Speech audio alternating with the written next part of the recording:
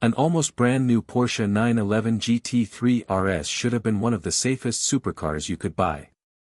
Instead, this one ended up repossessed by a bank, sold for far less than it was worth, abandoned by its original owner, and permanently blacklisted by Porsche itself. The engine was destroyed, the warranty was gone, and the company refused to touch it ever again. But how does a flagship supercar end up in that situation? And was Porsche really hiding something, or was there a much darker story behind the scenes? When a speed yellow Porsche 911 GT3 RS appeared at a public auction, it immediately caught attention. Cars like this usually sell for well over $200,000 and tend to hold their value incredibly well. Yet automotive YouTuber Matt Armstrong managed to buy it for just £87,000, around $116,000. It sounded almost too good to be true. And as everyone knows, deals that look this good usually come with a catch. But what kind of catch could slash the value of one of Porsche's greatest performance cars in half? Once the paperwork was complete, the Porsche arrived at Matt's workshop. At first glance, it looked incredible. The paint protection film was still perfect. The body showed no signs of serious track abuse or crash damage. It almost looked like it had just left the showroom. But appearances can be very misleading. The moment Matt climbed inside and turned the key, absolutely nothing happened. The dashboard stayed dark. The engine refused to respond. It wasn't just broken. It was completely lifeless. And that was only the beginning of the mystery. Digging through the paperwork uncovered something even more shocking. Porsche had officially blacklisted this exact car across its global dealer network. No authorized dealership would repair it under warranty. No factory support. No replacement engine. Nothing. That raised an obvious question. Why would Porsche completely abandon one of its own halo cars, especially when these models were protected by an extended factory warranty? The original owner had refused to pay for repairs, walked away from the car, and eventually stopped making finance payments altogether. The bank stepped in, repossessed it, and sent it to auction. Now Matt was staring at what looked like a six-figure paperweight. But to understand why Porsche walked away, he first had to uncover the dark history hiding inside this generation of GT3 engines. And that's where the story took a surprising turn. The 991.1 generation GT3 RS is legendary. Its naturally aspirated 4-liter flat-six revs all the way to 9,000 RPM and is considered one of Porsche's greatest engines. It delivers incredible sound, instant response, and track-ready performance. But behind that reputation was a serious flaw that caused nightmares for owners around the world. The issue centered on tiny components inside the valve train called finger followers. These parts work alongside the camshafts to control the engine's valves.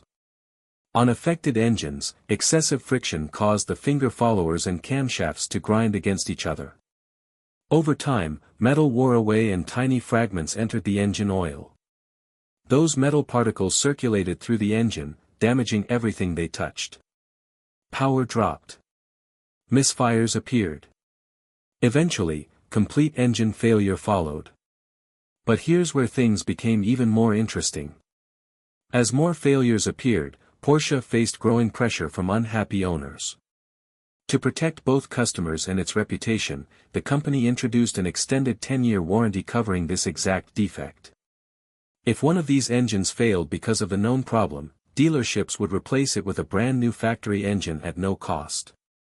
On paper, this yellow GT3 RS should have qualified immediately. So why was its claim rejected? The answer lay in the car's history before Matt ever bought it. The original owner reportedly purchased the GT3 RS to enjoy high-performance driving. Everything seemed fine until one day a faint ticking noise started coming from behind the driver's seat. Within a short time, that gentle tick turned into a loud mechanical clatter, followed by a sudden loss of power. The symptoms matched Porsche's known engine defect almost perfectly. Confident that the warranty would cover everything, the owner took the car straight to an official Porsche center. Technicians connected their factory diagnostic equipment and began investigating. Instead of approving a routine engine replacement, the system uncovered something completely unexpected. Hidden inside the electronic records was a serious discrepancy that immediately changed everything. Corporate headquarters stepped in, voided the warranty, and blacklisted the car on the spot. But what had the computers discovered?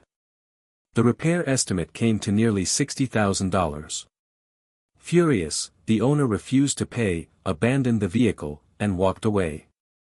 Eventually the finance payments stopped, the bank repossessed the car, and it sat partially dismantled until Matt's winning auction bid gave it another chance. The excitement quickly faded once the Porsche reached the workshop. The team discovered signs that the dealership had already begun taking the car apart before suddenly stopping. Underneath the car, the oil drain plug was barely tightened. The engine contained no oil. The cooling system was completely empty. Months of sitting outside without proper fluids could have ruined everything inside. Then Matt opened the door and noticed something strange sitting on the passenger seat. A fuel pump fuse had simply been tossed inside the cabin. Why would anyone leave critical parts scattered around like that? The answer slowly became clear. Porsche technicians had already started diagnosing the engine when corporate headquarters cancelled the warranty claim. With no approval and no payment, work stopped immediately. Loose parts were thrown back together, random pieces were left inside the car, and it was pushed outside to sit abandoned. There was only one way to find out whether the engine could still be saved. It had to come out. Removing a Porsche Flat 6 isn't a quick afternoon job. Every connector, cooling line, suspension component, and mounting point had to be carefully disconnected before lowering the engine from the chassis. Hours of careful work transformed the workshop into something that looked more like an operating room than a garage. And once the engine finally sat on the workbench, the real investigation began. The valve covers came off first. Surprisingly, the pistons and cylinder walls looked remarkably healthy. Considering the engine had been sitting without fluids, everyone expected severe damage. Instead, the internal surfaces still looked excellent. That meant the catastrophic failure wasn't hiding in the cylinders at all. It was somewhere else. And what they found next explained everything. The camshaft lobes showed heavy wear. Several finger followers had completely slipped out of place. The damage perfectly matched Porsche's well-known design defect. This was exactly the kind of failure the extended warranty had been created to cover. At first glance, Porsche's refusal looked impossible to justify. But then another piece of evidence completely changed the picture. Modern supercars record huge amounts of information across multiple electronic control units. Those systems constantly compare data with each other. If something doesn't match, manufacturers notice immediately. In this case, Porsche's diagnostic records pointed toward an illegal device known as a mileage blocker. A mileage blocker interrupts the odometer so it stops counting distance even while the car continues driving. Owners sometimes install them to make high-performance cars appear to have covered fewer miles than they really have. Since lower mileage often means higher resale value, the temptation can be enormous. But Porsche's diagnostic software doesn't rely on the odometer alone. It compares engine operating hours, electronic records, and other hidden data. If those numbers don't line up, the system raises an instant red flag. And that's exactly what happened here. The worn engine components told the same story. The amount of wear simply didn't match the mileage displayed on the dashboard. The car had clearly been driven much farther than the odometer claimed. That meant Porsche wasn't rejecting the warranty because of the engine defect itself. It was rejecting it because the vehicle had been tampered with. Suddenly the entire situation looked very different. So what could Matt do now? Buying a replacement engine would cost a fortune. Throwing the car away would mean accepting defeat. Instead, Matt chose the hardest option of all. He decided to rebuild the damaged engine himself, despite Porsche's own recommendation that engines with this level of contamination should simply be scrapped. The rebuild demanded countless hours of careful work. Every oil passage had to be cleaned by hand to remove even the smallest metal particles.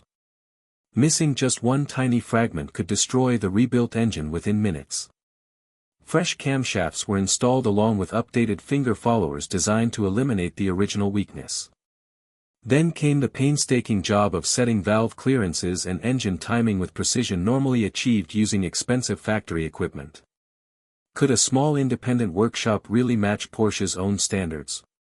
As the deadline approached, the team worked through the night. Wiring harnesses were reconnected. Cooling systems were filled. Fresh oil circulated through the engine. Every bolt was checked again and again. Finally, after days of effort, the rebuilt Flat 6 was back inside the yellow GT3 RS. There was only one thing left to do. The first start is always the most stressful moment of any engine rebuild. One mistake can destroy weeks of work in seconds. Matt climbed into the driver's seat while everyone else watched in complete silence. The fuel pumps primed. The starter turned. Then, almost instantly, the 4-liter engine burst into life. Instead of warning lights flashing across the dashboard, there were none. Oil pressure built exactly as it should. Coolant temperatures remained stable. Every system behaved perfectly.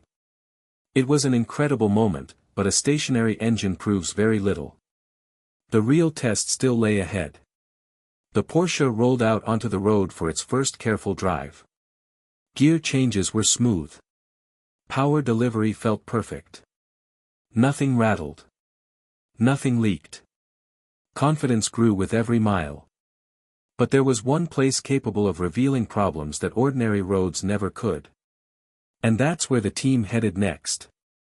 The rebuilt GT3 RS was taken to Germany's legendary Nürburgring Nordschleife, one of the toughest race circuits in the world. There, Matt pushed the engine all the way to its famous 9,000 RPM redline. The Flat 6 screamed exactly as Porsche intended. Corner after corner, lap after lap, the car performed flawlessly. Telemetry showed stable temperatures, healthy timing, and no return of the dreaded valve train noise. Against all expectations, the blacklisted Porsche had been brought back to life. Yet even after the successful rebuild, one question remained. Who was really at fault? Porsche had every legal right to reject the warranty because verified odometer manipulation violated its policies. No manufacturer can ignore clear evidence of fraud. At the same time, the engine itself still suffered from a genuine design defect that Porsche had already acknowledged. This case exposed both sides of the story. It revealed the risks of dishonest ownership, but it also showed how quickly technical violations can erase the protection buyers expect from even the most expensive cars. In the end, Matt didn't rely on corporate support or factory approval. He relied on skill, determination, and an unwillingness to give up on a car that everyone else had written off. The result was one of the most remarkable Porsche rescues in recent memory, and a reminder that in the world of exotic cars, the biggest problems are often hidden where nobody thinks to look. And if you came across a factory blacklisted supercar selling for half its value, would you take the risk, or walk away?